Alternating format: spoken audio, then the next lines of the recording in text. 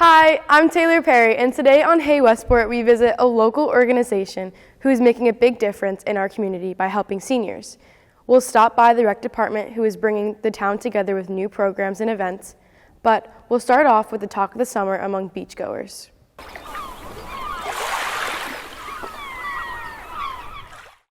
The serene waters of Westport are set to play a crucial role in the future of clean energy. But a controversial offshore wind project is creating tension within the local community. While some see it as a bright new chapter, others fear it disrupts the very environment they love.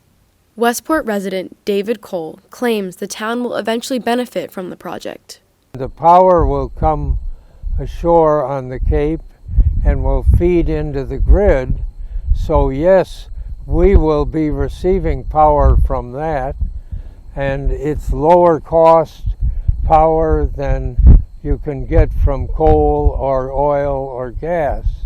So it should, in time, reduce the electric bills for the people of Massachusetts, if we're allowed to go ahead with it. On the other side of the debate is Constance Gee, a Westport resident who is deeply concerned about the potential ecological impact on the town's waters and wildlife. Why are these animals getting hit by ships? Besides the fact there's a whole lot more ship traffic out there now, huge amount of ship traffic going back and forth and installing these mechanical monsters. But also there's a lot of noise out there, and if a whale or a dolphin is temporarily hearing impaired, and that makes sense that they might get hit by a boat, right? Which surely wasn't happening before. And a deaf whale is a dead whale. According to David, the wind towers are good for the local fishermen and don't pose a threat to the industry. Some fishermen say that the towers attract fish, just like a coral reef, so they're beneficial to fishermen. The only thing I've heard is that fishermen with drag lines and big equipment have to maneuver a little bit to avoid hitting the wind towers. But the wind towers are a mile apart, and if they can't drive a boat through a mile-wide opening, why, they've got a problem. For Constance, it's more than just seeing huge turbines in the water.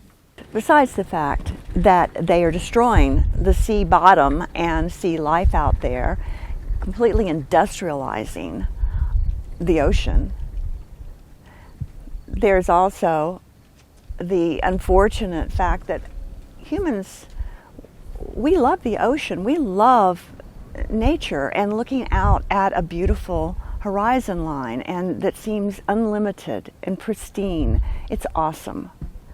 No longer do we have that. We look up and we see just a cluster of machines spinning out there. It's unconscionable what they've done to us. Most people in Westport don't like this. And they certainly don't want high voltage cabling coming onto Horseneck Beach and going across the Westport River and up the length of our town. And as the turbines start spinning, one thing's for sure. The debate will keep going, and Westport will be watching closely to see if the benefits of clean energy can really outweigh the risk to its environment. Next up, an organization who's connecting coastal communities for a stronger future. In a small town like Westport, neighbors have always been more than just people who live next door. They've been lifelines, offering support when it's needed most.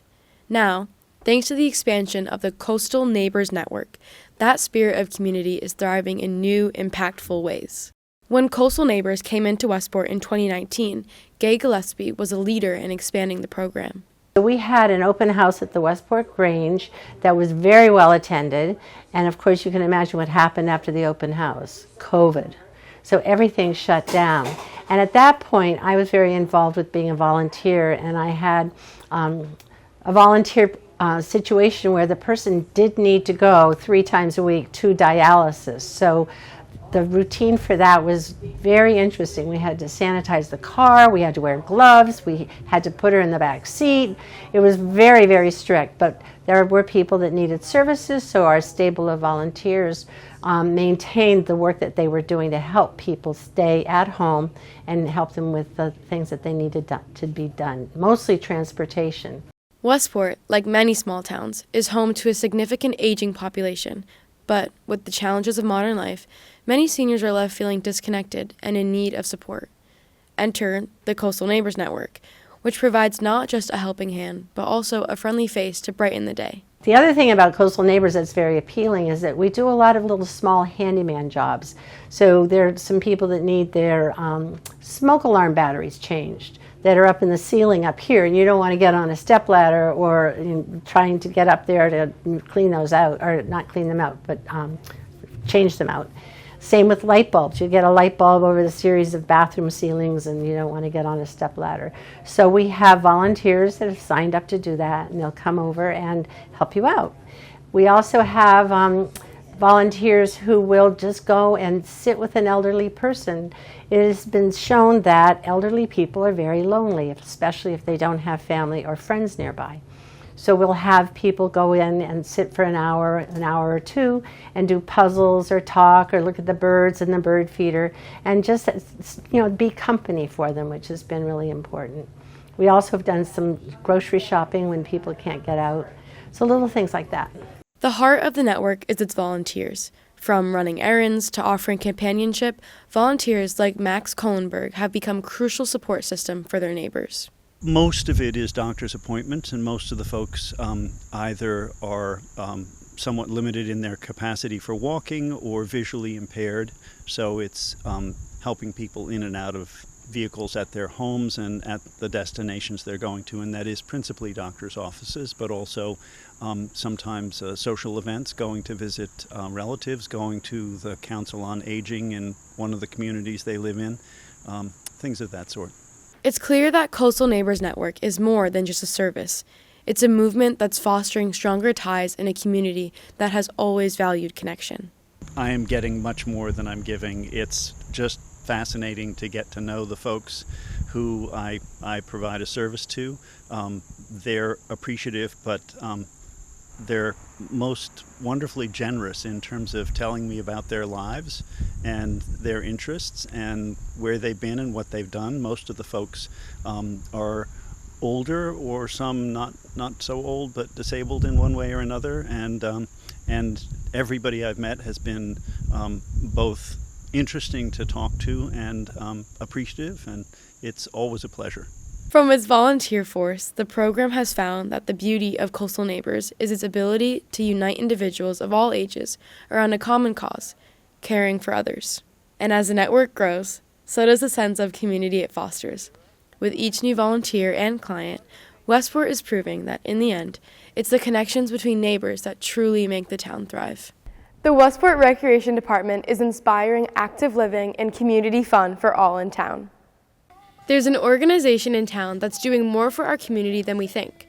The Westport Recreation Department is constantly bringing our community closer together with every action they take. At the head of the initiative is Director Dana Stewart, who pours her heart into our town day after day. My goal is to provide positive experiences for people in town to help improve their quality of life through recreation. Recreation offers many benefits.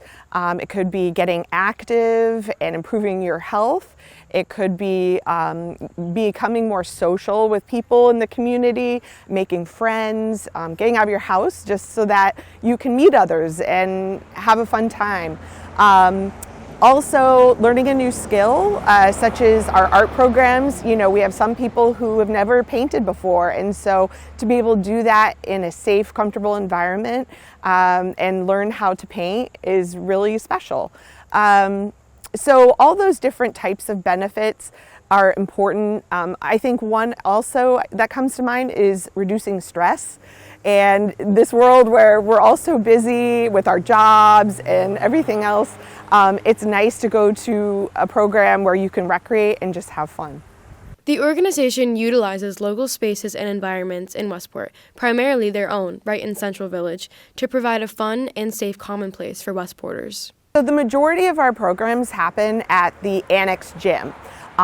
This building is over 100 years old, and we've done our best to keep it up to date and also make it a space that's usable every single day of the week.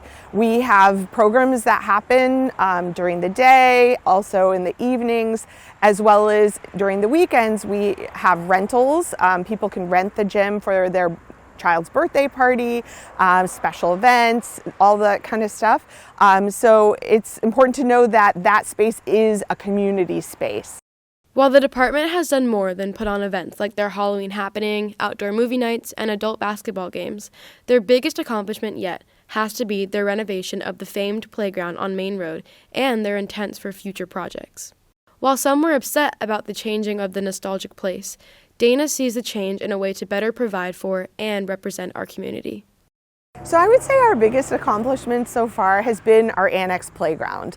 That took many years to have that project come together and see it happen. We've also worked very hard to renovate our annex playground. That got installed just last fall, and we worked hard to raise those funds with thanks to the Community Preservation Commission and also a very generous anonymous donor. And due to that, we were able to research and decide what kind of playground we wanted to put in place that helped reflect the community here in Westport. So we created a nautical theme, and the colors and the theme of the playground go with this community. For Dana herself, just forming the department has been a great achievement. I would also say that just forming the recreation department was a challenge when I first came on. When I first came here, there was no recreation department in place, so having to create the forms, the policies, and everything that goes with creating a recreation department, I had to do that. We were able to get recreation software so that registration for programs and events could be easy and online, so I was very proud of that. I would also say that some of our large-scale events, I'm really glad we were able to implement that, because that really shows how a community can come together and celebrate together. From building it from the ground up to now having numerous opportunities for locals across town, Dana has definitely fulfilled her duty in the recreation department to bring our community closer in special and, most importantly, memorable ways. Thanks for watching Season 2 of Hey Westport. Have a great winter, and we'll see you in the spring.